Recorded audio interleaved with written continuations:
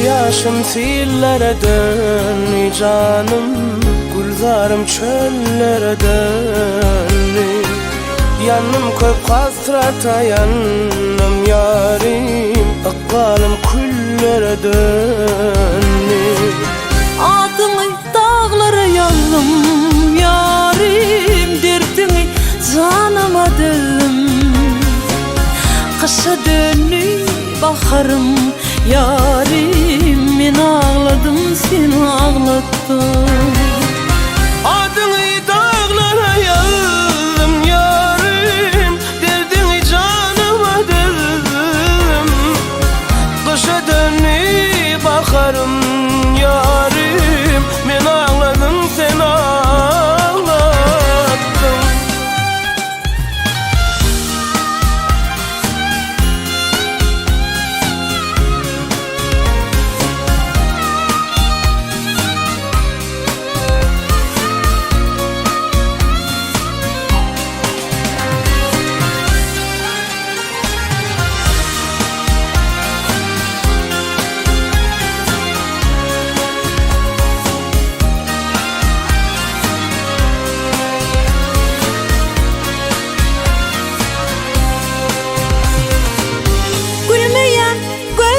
Baktım yarim, menin ömrümü ağlattın.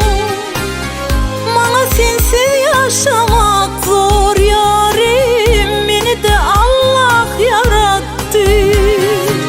Özümü unutup saydım yarim, kalbimin sırdaşı saydım. Yeniden dönmedin yarim, elini tutabilseydim. Aşka tövbe etmek de zor yarim, yalancı aşkı duymak da.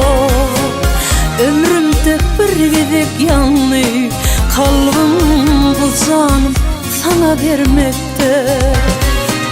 Adını dağlara yazdım yarim, derdini canıma dedim. Kışa dönüp bakarım yarim, men ağladım sen ağlattın.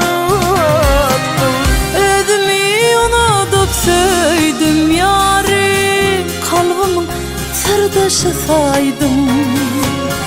Yeniden dönmeden yarim, elimi tutabilseydin.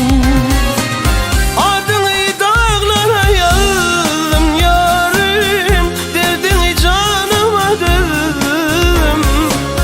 Kışa dönüp bakarım yarim, men ağladım sen ağlattın.